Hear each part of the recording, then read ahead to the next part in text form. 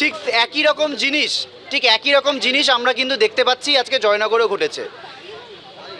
ঠিক যেমন আমরা দেখলাম যে শহরের বুকে আরজিকর যেমন একটা এপিসেন্টার, এরকম একটা জায়গায় অন ডিউটি একজন ডাক্তারের সাথে এরকম ঘটনা ঘটেছিল, ঠিক তেমনি একটা গ্রামের বুকেও কিন্তু আজকে একই রকম ঘটনা ঘটলো।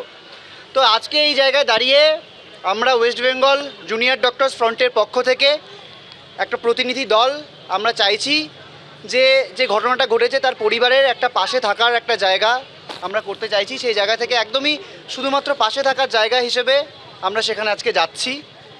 এবং আমরা এটা মনে করিয়ে দিতে চাই যে যে জিনিসটা ঘটে চলেছে, আমরা বারবার কিন্তু বলছি যে এটা আজকে পুলিশের যে ভূমিকা সেটা অত্যন্ত লজ্জাজনক, আমাদের রাগিয়ে তুলছে এই গোটা ব্যাপারটা। আরজিকরের বুকে যে ঘটনা ঘটেছিল, আজকে এতদিন পরেও আমাদের যে বিচার পেতে যে দীর্ঘসূত্রিতা, তাতে পুলিশের যে একটা ভূমিকা ছিল, প্রশাসনের ভূমিকা ছিল, আজকে জয়নগরেও দেখছি যে একই রকম একটা ঘটনা কিন্তু ঘটতে আমরা দেখলাম। আমরা শোকস্তব্ধ, আমাদের বলার কোনো ভাষা নেই। তো সেই শোকস্তব্ধ পরিবারের একটা পাশে দাঁড়ানোর একটা উদ্যোগ হিসেবে আমরা ওয়েস্ট বেঙ্গল জুনিয়র ডক্টরস ফ্রন্টের পক্ষ থেকে আমরা 5 জনের একটা প্রতিনিধি দল আমরা সেখানে যেতে চলেছি। এটুকুই। আমরা আপাতত 5 জন যাচ্ছি। আমরা যাচ্ছি একদমই যে ঘটনাটা ঘটেছে তার বাড়িতে গিয়ে তার বাবা মার সাথে, অভিভাবকদের সাথে একটা দেখা করা এবং পাশে থাকার একটা বার্তা দেওয়া, এইটুকু করতেই আমরা যাচ্ছি। সাংসদ কল্যাণ ব্যানার্জি একটা কথা বলেছেন যে আন্দোলন করছেন, কর্মবিরতি করছেন, আর সেই সময়তেই সই করে স্টাইপেন্ডের টাকা তুলেছেন। দেখুন আমরা একটা শোকস্তব্ধ পরিবারের পাশে দাঁড়ানোর একটা বার্তা নিয়ে এখন প্রেস কনফারেন্স করছি। তো কল্যাণ বন্দ্যোপাধ্যায় তো ইতিমধ্যে বহু জিনিস বলেছেন। তারা এমনিই চান যে ডাক্তাররা যে গণশত্রু সেটা প্রমাণ করতে। তো এই যে বিষয়টা তারা বলছেন, আপনারা স্পষ্ট করে বলে দিতে চাই, আমরা যখন কর্মবিরতিতেও ছিলাম তখন কিন্তু প্রত্যেকটা কলেজের যে প্রোটেস্ট মঞ্চ, ধর্ণা মঞ্চ, সেখানে আমরা কিন্তু উপস্থিত ছিলাম। আমরা হসপিটালে থাকবো না এরকম কোনো কথা কিন্তু আমরা বলিনি।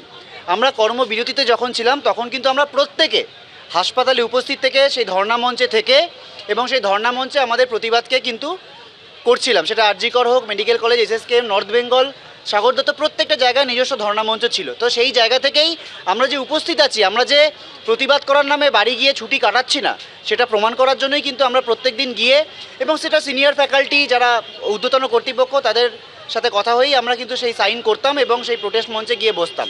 এবার এই ব্যাপারটাকে এরকম ঘুরিয়ে দেখানোর উদ্দেশ্য তার কি এবং কেন, সেটা তাকেই জিজ্ঞাসা করতে পারেন।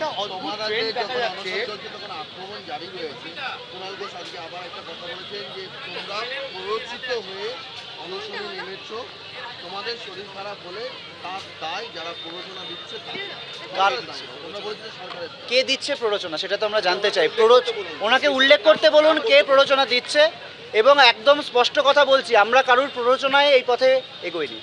আমরা আমাদের সহযোদ্ধারা যাদের নিজের জীবন বাজি রেখেছেন তারা সম্পূর্ণ নিজেদের সিদ্ধান্তে, এবং আমাদের ওয়েস্ট বেঙ্গল জুনিয়র ডক্টরস ফ্রন্টের যে জিবি, সেই জিবির সিদ্ধান্ত অনুযায়ী তারা আমরণ অনশনে বসেছেন, এবং আমরা আর কোনো উপায় দেখতে পাইনি। আমাদের যেভাবে গণশত্রু বানানো হচ্ছিল, আমরা এছাড়া আর কোনো উপায় দেখতে পাইনি। সেই জায়গা থেকেই কিন্তু আজকে এই পদক্ষেপ নিতে আমরা বাধ্য হয়েছি।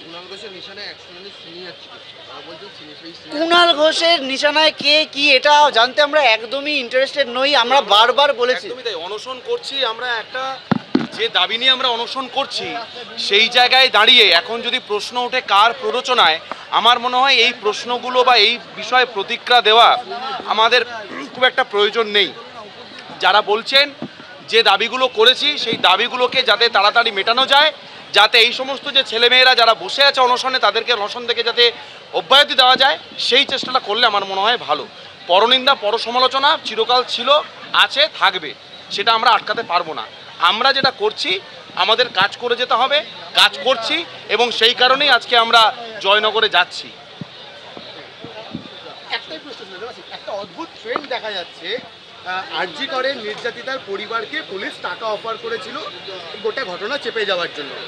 জয়নগরে তোমরা আজকে যাচ্ছ, সেখানেও সেই নাবালিকার আত্মীয়া অভিযোগ করছেন তাকে পুলিশ বারবার টাকা অফার করছে যাতে অভিযোগ প্রত্যাহার করে নেওয়া হয়। সমস্ত কিছু কি টাকা দিয়ে এভাবে কিনে নেওয়া যায়? তো এই ব্যাপারটাই কিন্তু আমরা আরজিকরে যে ঘটনা ঘটেছিল 9 তারিখ, তারপর কিন্তু আমরা এই জিনিসটা দেখেছিলাম। আমাদের যে আন্দোলনকে এতটা বৃহত্তর করতে হয়েছে তার পেছনে ঠিক যেমন ঘটনাটি রয়েছে, ঘটনাকে চাপা দেওয়ার পেছনে তথ্য প্রমাণ লোপাট, আমি এগুলোকে তথ্য প্রমাণ লোপাটই বলবো। সেখানে পুলিশ প্রশাসন, স্বাস্থ্য প্রশাসনের ভূমিকা আমরা আমাদের অভয়ের ক্ষেত্রে দেখেছিলাম, আজকে জয়নগরের ক্ষেত্রেও কিন্তু আমরা সেই একই জিনিস দেখতে পাচ্ছি।